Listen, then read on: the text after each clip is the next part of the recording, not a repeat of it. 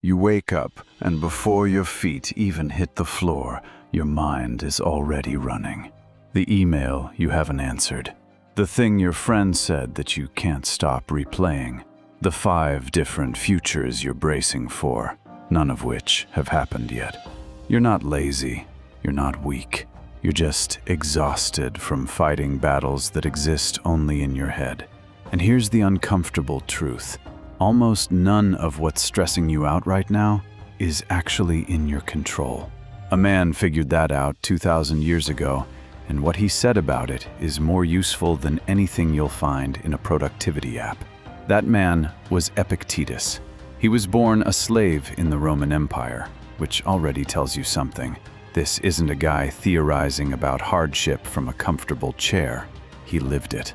His leg was permanently damaged, most likely from mistreatment by an owner, and he spent years with zero control over his own body, his own schedule, his own fate. Eventually, he was freed, and he became a teacher. He never wrote anything down himself. His students did that for him. But the notes they took became one of the most practical philosophy texts ever produced, something called the Enchiridion, which just means handbook. Not a set of abstract theories, a manual for how to actually live. And the very first idea in that handbook is the one we're talking about today, because it's the foundation everything else in Stoicism is built on. Epictetus opens with a distinction, and it sounds almost too simple to matter until you actually sit with it. He says, some things are up to us, and some things are not up to us. That's it. That's the whole doctrine in one sentence. But the power is in where he draws the line. What's up to us? Our judgments, our intentions, our desires, our aversions. Basically, the movements of our own mind. What's not up to us? Our body, our possessions, our reputation, other people's opinions of us, whether we get the promotion, whether the person we love loves us back, whether we get sick, whether we die tomorrow or in 50 years. Almost everything you'd normally list as my life, he puts on the other side of the line. Now here's why this matters, and this is the part people skip past too fast. Epictetus isn't saying don't care about those things. He's saying stop treating them as if they were yours to control. Because when you do, you hand your peace of mind over to forces that were never going to answer to you in the first place. Think about what anxiety actually is, structurally. It's your mind trying to control an outcome it has no authority over. You're rehearsing the conversation that hasn't happened, trying to pre-solve a problem you can't actually touch yet. Epictetus would say that's not diligence, that's a category error. You've confused your role in the situation with the outcome of the situation, and those are two completely different things. He gives an example that still lands today. He compares it to being an actor in a play. You don't get to choose whether you play a beggar or a king, whether the role is long or short. Someone else assigns you the part. Your only job is to play it well. The Stoic move isn't to stop engaging with life. It's to stop mistaking your performance for your outcome. You control the effort, the character, the intention behind the action.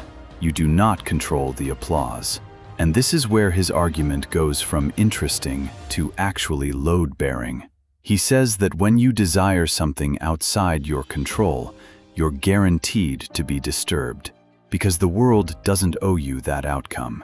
But when you want something that's genuinely within you, to act with integrity, to respond well, to stay steady, nothing external can stop you from getting exactly what you wanted. You become, in his phrase, unhindered, not because life gets easier, because you've stopped asking life for something it was never going to give you. He takes it further, and this is the part that separates real Stoicism from the watered-down, just don't care version people push online. He says it's not events that disturb us, it's our judgments about events. Losing something isn't inherently a tragedy. Someone dying isn't inherently unbearable in the way your mind experiences it in the moment. The event is neutral. What turns it into suffering is the story you immediately attach to it.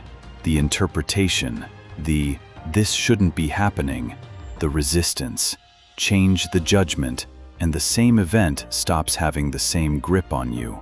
That's not emotional suppression. That's recognizing where the actual lever is. So let's bring this into your actual week, because this isn't abstract at all once you see it clearly. Say you're waiting to hear back about a job. You check your phone every 20 minutes.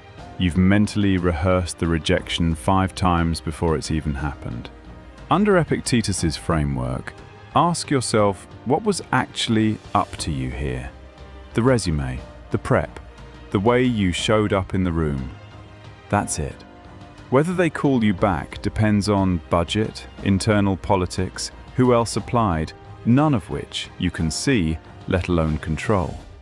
Your anxiety isn't protecting you, it's just you gripping a wheel that was never connected to the car. Or think about a relationship where you're constantly reading into texts, waiting for a certain tone, needing reassurance. What's yours in that dynamic? How honestly you show up, how consistently you treat the person, whether you communicate what you actually need. What's not yours?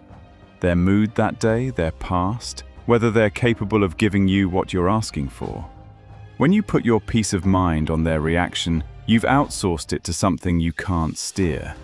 Same with how people see you at work. You can control the quality of what you produce and the integrity of how you treat people. You cannot control whether your boss notices, whether a coworker is threatened by you, whether office politics work in your favor. The moment your sense of okayness depends on their read of you, you've given away the one thing Epictetus says was actually yours to keep. This is the actual Stoic answer to anxiety.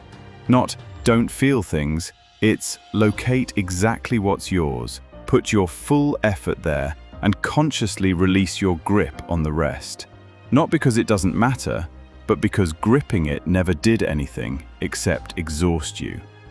Now here's where people get this wrong constantly, especially in the way Stoicism gets packaged for men online.